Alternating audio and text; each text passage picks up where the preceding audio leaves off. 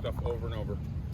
First thing is, your body has to be calm, okay? Your body has to be relaxed. Otherwise, you're working against your own muscles doing things like this, right? So that's gonna be one thing, is everything has to be super relaxed. Another thing too is that you wanna hit the ball in this space, right? You don't wanna catch it down here and be doing like this. So even on a low set, I try to get my arm as high as I can to get my top over it, you know? When you go up, you're gonna reach almost like an apex like this, okay? But once you go to swing, you're gonna reach again, all right? So you're gonna be here. Oh, so it's the same thing like blocking, you would block like this, right? So it's here.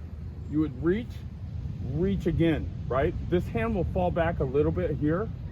You're gonna reach over the top of that and extend it out like this.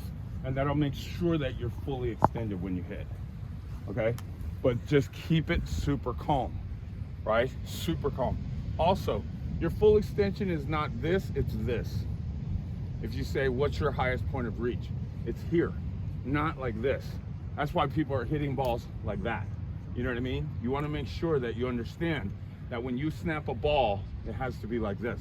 When you pull it back, another thing too, watch.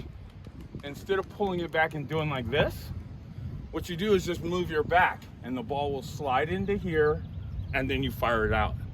Okay, and that's how you maintain your snap, right? If you pull that thing back like that, there it goes again. It's gonna go flinging. Another thing, it has to be quick, not hard, okay? When you hit the ball hard, when you, like say for example, the 100-mile-an-hour swing is jump 100%, swing 60 to 80%. The reason why that is like I like to tell people that I hit the ball with my foot, right? Because I start the pressure from my approach, bring it up here, exchange the energy through my arms, and by the time I do that, that's all my whole body weight into the ball, right? You hit 100, if you hit 100%, the pressure comes from your shoulder. All right, so I guarantee I can hit a ball harder with my body than you can with your arm, you know? And then also now you're gonna start having the wear and tear on the arm, okay? So you want it to be quick, not hard. Another thing that I like to tell people is you wanna have low contact, which is gonna be when that hand comes back like this, right? You're flying through the air, your chin and your chest are up, left, right, you go up, you reach, and that ball's gonna slide right in here, and then you're just gonna pull it back up like this, okay? But make that thing super relaxed. And a ball that's hit correctly should go up, top spin, and come down.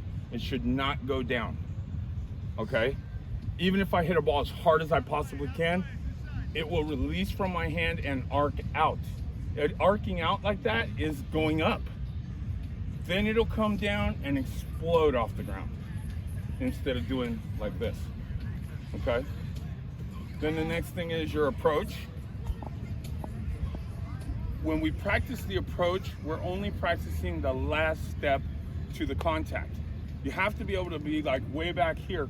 Like I was watching some open players on YouTube, and they could be this far away, get set over there and do a 3-step approach. And I'm like, damn, first of all, that's interesting that they could get that far, but it's not functional because now in a game where I'm trying to be deceptive, right? I'm trying to not let you see what I'm doing. If I do 3 steps from here to there, you think you're gonna know where I'm going? Easy to see the lineup. You got it? But if I come from here and I come running in like this, you know, and I just keep running, then I leave the ground and do like this, you don't know where I'm going. See? So that's the whole trick. Like it seems like they're both the same, but they're not. Anything that creates that liquefied space. So the more steps I'm taking, I'm not as straight as if I just did a 3-step approach, okay? So that's why you wanna just keep it super light. I'm always telling you guys, be super light. Start at the half, see where your set goes, find it, and then just come into it. And just be nice and smooth, and then go through your motion, okay? Another thing too, get under this ball. If you're behind it, it's gonna already be going down like this. and that's going to go right into the blockers, into the tape. You're going to lose a lot of accuracy and power off of that. Instead, get under the ball, have your chin and your chest up. On that last step, when you put your hands together, you're going to jump straight up like this. Your back is going to relax, open here, and then fire there. Your body is crossing so many times that it's going to create a ton of control. But at the same time, that's going to be your deception, your accuracy, your power, all of it, okay? So try to keep that in mind when you're out here hitting your ball. Just get them all, you know, as they come along, right?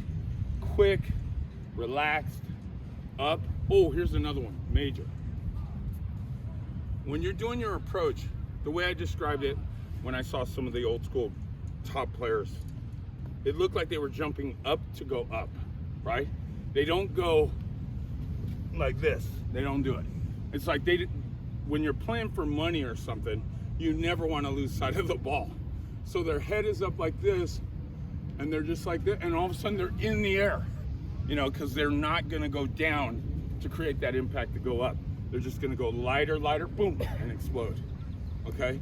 So there's no down to go up. You know, we'll say in the old school. What they're doing today, I don't know. Here's another one. When the arm comes down, you're gonna be here like this. You're gonna extend up into the ball, rotate over to make your contact here, which is low contact, high release, right? When you bring the left down, instead of ripping it down like this, which takes half of your energy off the ball, and now your other half's over there. Instead, you keep it up there and just move it out of the way of the ball so your energy's still moving towards the ball, and then just come through like this, okay? So if that arm comes down anywhere, like it looks like I'm looking at this, but I'm looking at the ball over there, right? So this keeps everything tracking up there, and then we bring it down, okay? It's also great for switch hitting. Definitely. Okay, is that everything? Is that everything? Remember, you guys, keep that thing calm and keep your body up when you're hitting.